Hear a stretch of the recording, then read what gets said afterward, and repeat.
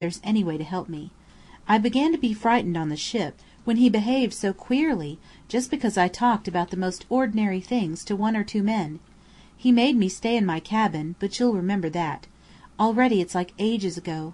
I tell myself now that I was almost happy then. At least, I believed I was his wife, and it was better than being poor and a governess to hateful French children in Paris. He was kind, too, he seemed to love me, and I thought it was like living in a romance to marry a Turk. He swore he'd never loved anyone except me, that he'd never been married, and that he wouldn't try to convert me or shut me up like Turkish women. But everything was untrue and different from what he said. I hardly know how to tell you, for you will think it horrible, yet I must tell. When I came here, I found he had a wife already, and a perfectly fiendish little girl. It's legal in this dreadful country to have 4 wives, but I don't care about the law. I want to get away. I've been cheated. This isn't marriage. I don't know what will become of me, for I haven't any money, but I'd rather starve than stay. I heard Mr. Sheridan say on board ship that it was easy to get a divorce in Egypt or Turkey. Maybe he meant me to hear, thinking some day I might be glad to know.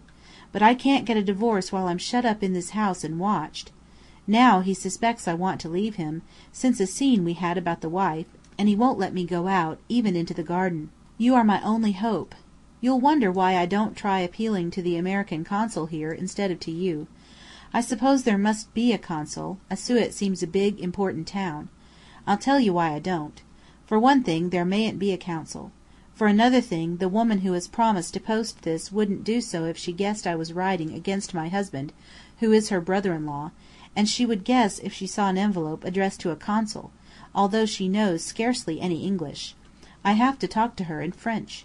He thinks she is devoted to him, and that she's explaining the Mussulman religion and ideas of a woman's life to me, or he wouldn't let her come. It's true, she is loyal to him, in a way. She wouldn't help me to escape. But I think women in the harems like to have secrets with each other, which they hide from their men. I've told her about you, how pretty you are, and a great heiress, and she's so interested she's dying to see you. She hopes, if she posts this letter, that you will call on me on your way up the Nile. She can, perhaps, find out what day your boat is to arrive, through her husband, and then she'll try to come to our house on the chance of meeting you. I'm almost sure she'll keep her promise and post this letter. If not, if he sees it, maybe he will kill me. I believe now he would do anything. But I must run the risk. Do come. Do think of some way to help. Mabel. I don't feel I have the right to any other name, for as surely as he has a wife, I'm not truly married. Well? Asked Monny, as she saw me finish and fold up the letter. You were horrid about her at first, but just at the last minute on the ship you were good, and kept Wretched Bey talking, so I might have my chance with Mabel. If you hadn't, I shouldn't like you as much as I do, and I'm sure even you'll be anxious to do something now. Yet we don't wish Ernest or Antoun Effendi to run into danger, do we, dear? Biddy suggested coaxingly. When you wanted to show the letter, I said yes, but Monny listened no longer. Her eyes were sparkling as they looked straight into mine. Antoun Effendi, she repeated. Tell me first, because you know you are his friend, what would he think about a case like this?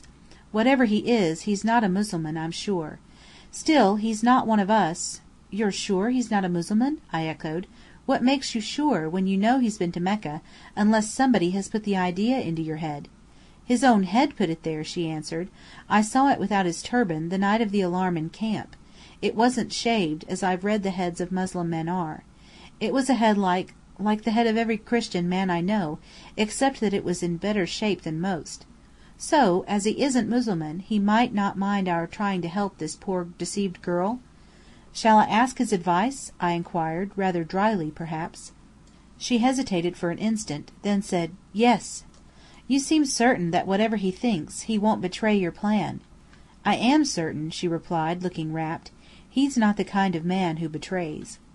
You're right, I said. He's not the kind of man who betrays. He's the kind that helps.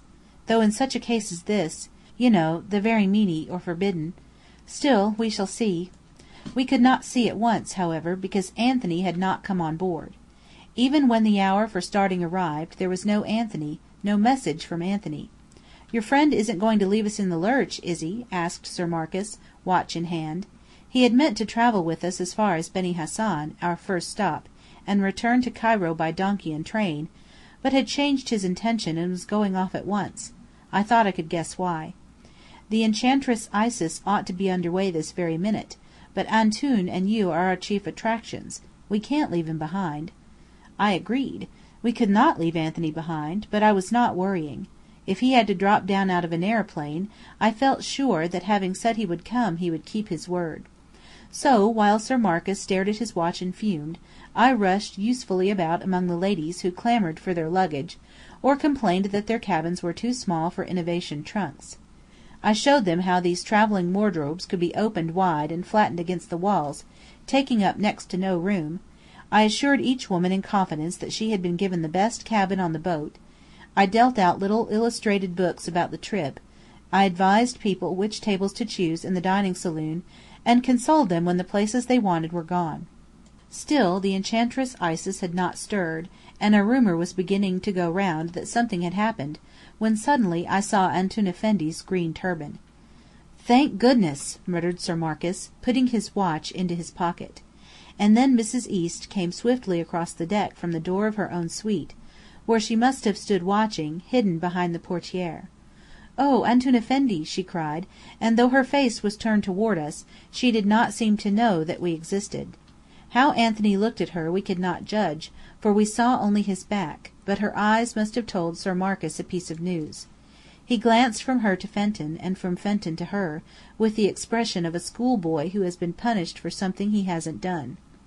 Then he turned to me as though to ask a question, but shut his mouth tightly, as if gulping down a large pill, wheeled, and left me without a good-bye.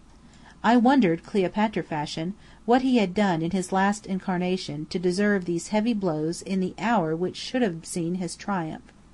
What if he changes his mind, and doesn't want Fenton and me after all? I asked myself. To my surprise I realized that it would be a genuine disappointment not to be wanted by Sir Marcus Lark. The Mountain of the Golden Pyramid had nothing to do with this.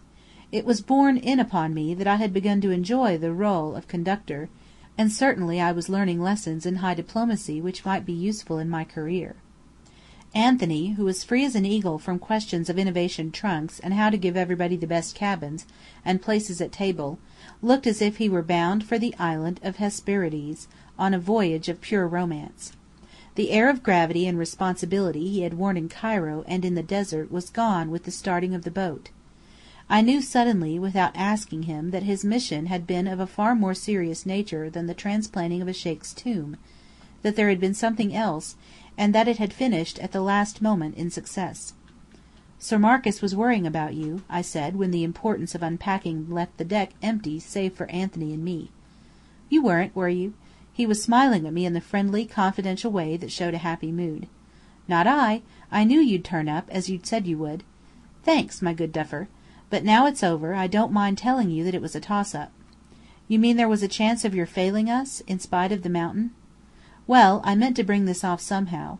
But my first duty was to finish up the Cairo business. I simply had to finish it, and I did. It was rather bigger job than the Sheikh's tomb racket, though of course that was on the cards too. Everything's all right now, but I spent last night in getting the full details of an Arab pilot to blow up the house of a rich Copt, who's been of great service to the government. Some of the young nationalists think that the Christian Copts are put ahead of the Muslims by the British, and there are jealousies. The whole set of men concerned in this affair were arrested an hour ago, so all's well with the world. I'm free to turn my face toward the Mountain of the Golden Pyramid, free to enjoy myself, though I must stick to my turban still." "Are you getting tired of it?" I asked. "I've been tired of it since the first day I put it on. I don't like play acting for long, but it was necessary. And it has had its advantages as well as disadvantages for me."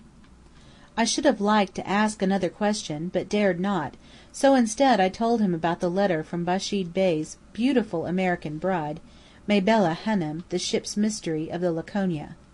Anthony listened, as the Enchantress Isis slipped past the island of Rhoda, past Giza, past old Cairo and still older Babylon, then out onto the broad bosom of the river where the Nile Valley lay bathed in sunshine from Gebel Makatem in the east to the Libyan hills, haunt of departed spirits, in the west. "Miss Gilder wants me to help, does she?" he asked at last. "She told you to tell me about this?" "I warned her that you mightn't approve.